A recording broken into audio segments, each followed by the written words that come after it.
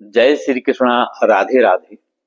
प्रिय साथियों, आज हम विवाह योग 2025 के अंतर्गत आज हम बात करेंगे तुला राशि वालों की कि तुला राशि वाले जातकों का विवाह साल 2025 में कब होगा, किस महीने में होगा और किस दिशा में होगा। आज हम इस पर चर्चा करेंगे। तो साथियों, जब आपकी कुंडली में चंद्रमा के स्थान पर 7 अंक लिखा होता है, यानी 7 नंबर लिखा होता है, तो आपकी तुला राशि बनती है।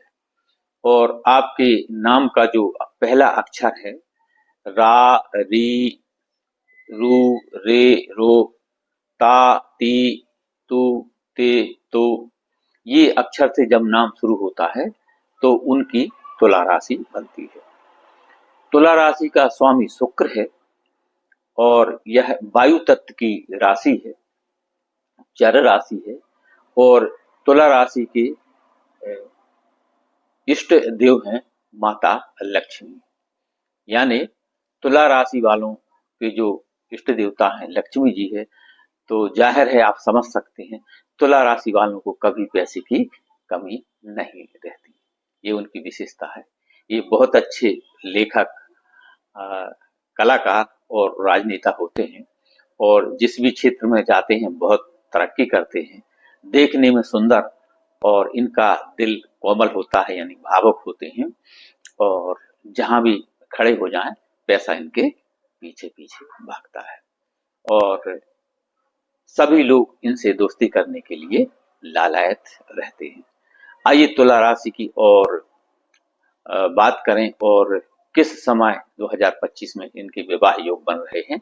उससे पहले एक छोटा सा निवेदन कि चैनल पर नए हैं तो सब्सक्राइब करें, बेल आइकन का बटन प्रेस करें जिससे आगे आने वाले वीडियो का नोटिफिकेशन आपको मिले और इस तरह की शास्त्र सम्मत और सटीक जानकारी आप तक तुरंत पहुंच सके। वीडियो को अधिक से अधिक लोगों तक पहुंचाएं, अपने दोस्तों और रिश्तेदारों को भी शेयर करें जिससे उनको भी इसका लाभ मिले और आप इस पुण्य कार्य में भागीदार बन सकें। ज्योतिष, वास्तु या विवाह से संबंधित कोई प्रॉब्लम आ रही हो, कोई समस्या है या विवाह में देरी हो रही है या कोई काम रुका हुआ है, तो उसके लिए आप दिए गए व्हाट्सएप नंबर पर संपर्क करें और हमारे एक्सपर्ट से कंसल्टेंट करें। उनकी थोड़ी सी फीस दे करके और अपनी समस्या का समाधान पाएं। बच्चों की यदि कुंडली का विश्लेषण कराना चाहते हैं तो आप व्हाट्सएप पर उनकी जन्म तारीख, जन्म का समय और स्थान लिखें और कुंडली का विश्लेषण कराएं। आइए अब बात करते हैं तुला राशि की। तो तुला राशि वालों का विवाह योग 19 वर्ष से शुरू होता है और 27वें वर्ष तक प्रबल योग रहता है।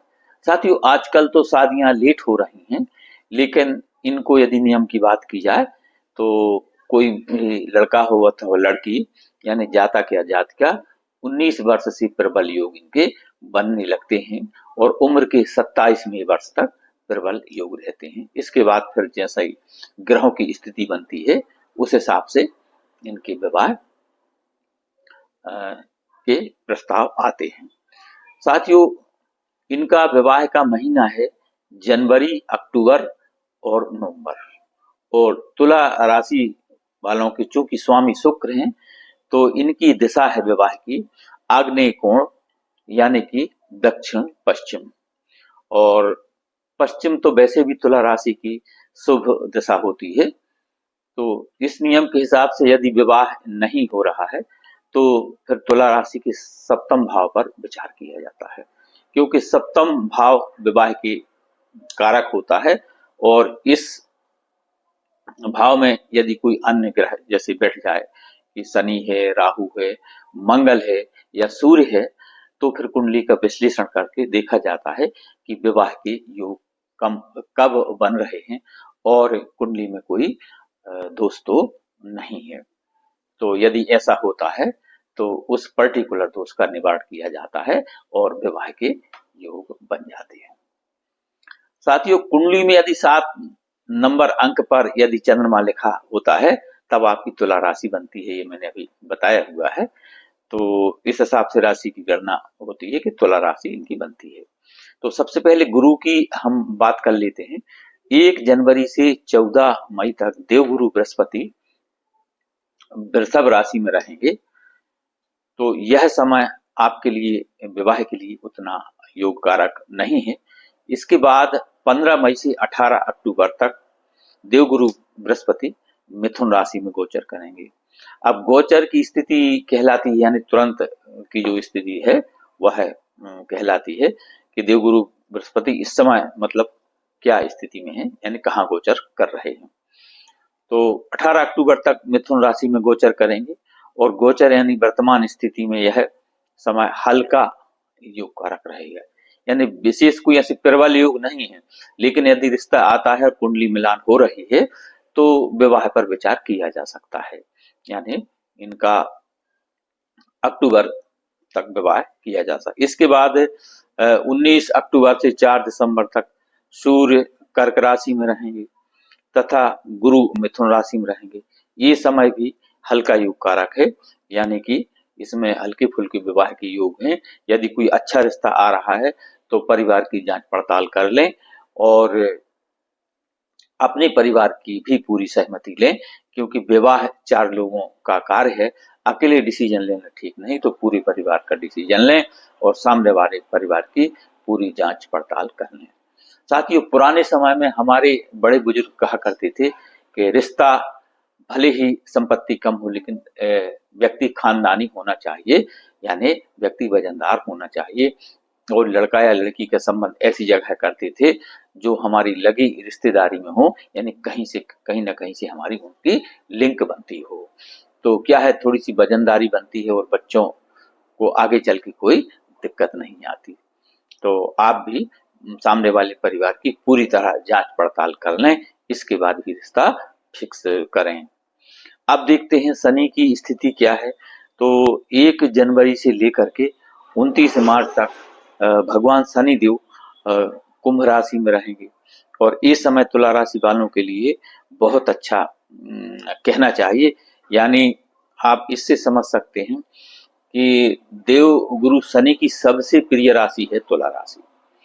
तो ये जब कुंभ राशि में रहेंगे तो तुला राशि के लिए यह बहुत अच्छा लाभदायी प्रभावी समय है। इसमें आपके विवाह के प्रबल योग बन रहे हैं, यानी जनवरी से पूरे मार्च भर 29 मार्च तक ये तुला राशि के बहुत अच्छे और प्रबल योग कहे जा सकते हैं। यानी इस टाइम पर आप विवाह बिल्कुल कर सकते हैं, ये सबसे अच्छा और प्रबल समय है। अब राहु की स्थिति देखते हैं कि 15 मई से दिसंबर तक ये भी हल्का योग कारक है, यानी राहु भी योग बना रहा है। अब राहु की तो ये स्थिति है कि अचानक से योग बनाता है, लेकिन आप अचानक से फिक्स नहीं कर सकते। जहां से रिश्ता आता पूरी परिवार की जांच पड़ताल कर लें, सामने वाले परिवार को देख लें कैसा है। अपने स्वयं के परिवार का पूरा परिवार का सहयोग होना चाहिए, यानी जब दोनों पक्ष संतुष्ट हों तभी रिश्ता फिक्स करें।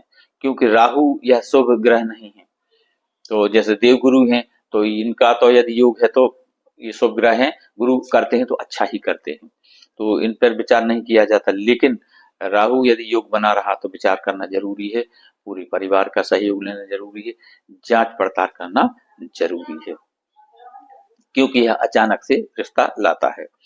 तो जनवरी से मार्च तक का जो गोचर है विवाह के लिए यह बहुत अच्छा है तुला राशि वालों के लिए। तो इस गोचर में ये विवाह कर सकते हैं और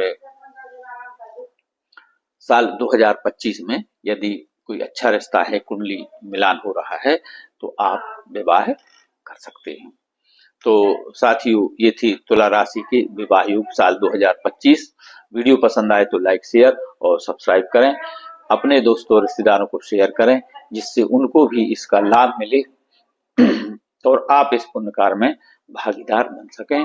ज्योतिष वास्तु या विवाह से संबंधित कोई प्रश्न हो, कोई समस्या हो, कोई प्रॉब्लम हो तो वीडियो में दिए गए व्हाट्सएप नंबर पर आप संपर्क करें और एक थोड़ी सी फीस जमा करके अपनी समस्या का समाधान पाएं और कुंडली विश्लेषण के लिए भी उसी नंबर पे आप संपर्क कर सकते हैं। और कमेंट में हर हर महादेव लिखना जरूर, मतलब लिखें, हर हर महादेव लिखना ना भूलें। क्योंकि जब आपके हृदय में या मन में या आप लिखने में, जैसे ही आप हर हर महादेव लिखते हैं या बोलते हैं, तो आपके हृदय में शिव तत्व जागृत होता है और शिव की कृपा मिलती है और अनायास ही आपके सभी काम बनने लगते हैं, आपके जीवन में शुभता आती है। तो हर हर महादेव, धन्यवाद।